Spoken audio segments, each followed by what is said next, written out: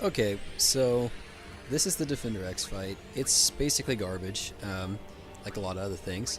It's not particularly hard, it's just kind of silly. So the first thing you gotta do is you're gonna pull out your smoke bomb and blind him, and this guy doesn't give a shit about being blinded. The other thing that sucks about this fight is you're facing away from him, so like you can't see if he's blinded or not. Like he was blinded there and he still hit Lulu, but then he goes back to this and you can't tell if he's blinded. It's a really crappy angle. See, I dark attack there because I didn't know if he's blinded or not. The general strat is this though. It takes 25 fire gems to kill this motherfucker. So you gotta hit him with 25 fire gems.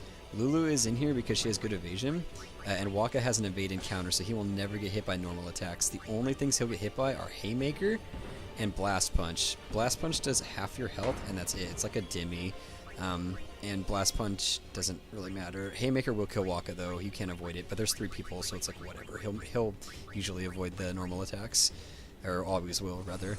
Lulu is here because of evasion, like I said, and she also has the ability to proc fire, so if he for some reason can use Sloga and Mighty Guard, which didn't happen in this fight actually, but if he uses Mighty Guard, you can just use fire to get rid of the null fire, and then you can go back to throwing fire gems and not give a shit about anything else. For some reason fire gems ignore shell because they're hype as shit. So this is basically the fight though. At one point I bring in Kamari because I'm kind of just like, dude, I don't understand if he's dark attacked or not right now. Like I have no idea if he's blind or not. So I brought Kamari in while he's at this angle so I could actually see. At some point in the fight, I don't know if it's health based or what, the angle will change. It might be based on who attacks. And then you can actually see if he's blinded or not. But until then, you need a sensor weapon to really be able to tell if you proc blindness, which is really, really silly.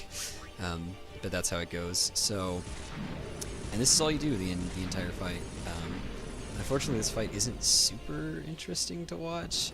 I don't expect anybody to sit through all 10 minutes of this crap, but it's just because I'm documenting all the fights that I wanted to throw this one up there as well. You also notice that Defender X, for some reason, just doesn't give a shit about being blinded. He keeps hitting me like all the fucking time. He doesn't give a shit about 10% accuracy. Accuracy is also based on luck, so even if he's blinded, luck can factor into it. So that might be why he's hitting through the blindness like that. Something to note though is that Waka's dark attack will not affect anybody with 90 evasion higher than his. So it probably is luck because he gets blinded by dark attack still. So there goes that out the window. And this is kind of what you do for the rest of the fight. You'll notice that at one point the camera will change, like I said, and it becomes much, much easier. And that's about it. You already saw the blast punch, so this is kind of standard for the rest of the fight. Haymaker will never miss, so you kind of just gotta deal with that and bring him back to life, and you just do this until he's dead, and that's it. I will be uploading the Seymour Flux fight after a while. I'm still kind of working on that. I have to capture a lot of different creatures in Calmlands and Gagazet and Thunderplains before I can actually proceed to that part of the run. So it's going to be quite a while, and by that I mean probably a couple days. But keep your eyes open. I'll definitely be posting that. You know, I normally would speed up the rest of this fight, but there's kind of some variation in it. I don't think it's pretty self-explanatory. What you do for the rest of the fight, it's not very difficult. You literally just throw fire gems until somebody dies, and you revive them with Phoenix Downs, and then after, if Riku dies, you bring her back, and if he becomes unblinded, you blind him again with the smoke bomb, and that's it. It's probably one of the easiest boss fights in this run, to be honest. It's kind of not really a boss. It's more of just a thing in the way. So, yeah. That being said, I'm just going to kind of let the rest of this fight play out. I'm not going to put any music over it, but yeah, I probably won't be doing music for most of the fights anymore, just because the music is pretty good for Seymour Flux, and the Guardian Keeper is not actually something that's going to be as tedious as this fight.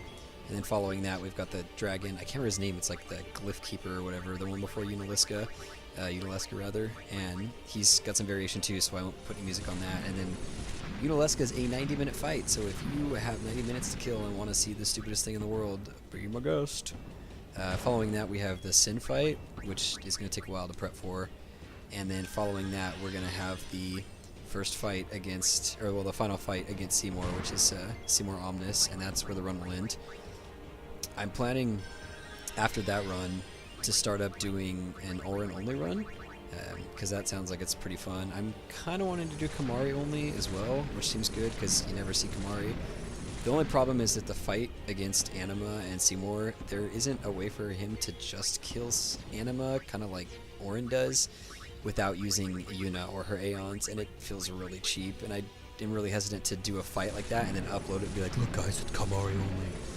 So, that, as they say, is that.